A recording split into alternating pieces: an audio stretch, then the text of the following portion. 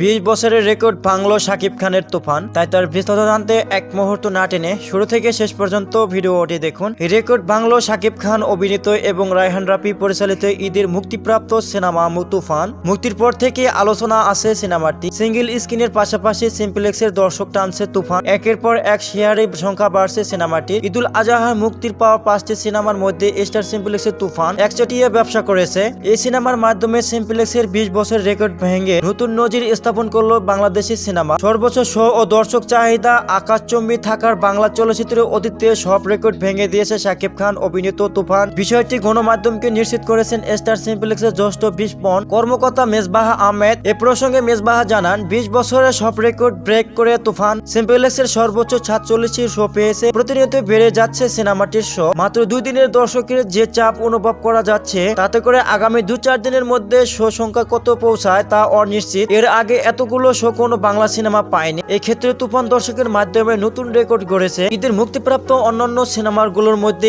এখন পর্যন্ত 129টি হল পেয়ে শীর্ষে রয়েছেন রায়হান রাফির সিনেমা তুফান। অ্যাকশন দাসের এই সিনেমা 90 দশকের একজন গ্যাংস্টার চরিত্রে দুর্ধর্ষ রূপে দেখা গেছে ঢালিউড সুপারস্টার শাকিব খানকে। এই সিনেমা আরো আছেন গুণী অভিনেতা চঞ্চল চৌধুরী। যৌথ প্রযোজনা নির্মাণ ও তুফান এ শাকিব চঞ্চল ছাড়া আরো অভিনয় করেছেন ওপার বাংলা মিমি চক্রবর্তী ও এপার বাংলা নাবিলা মিশা সদাগর আরো অনেকে। তো সুপ্রিয় দর্শক, ভিডিওটি কেমন লাগলো জানিয়ে দিন। আপনার মূল্যবান মতামত নিচে কমেন্ট বক্সে। অসংখ্য ধন্যবাদ পুরো ভিডিওটি উপভোগ করার জন্য।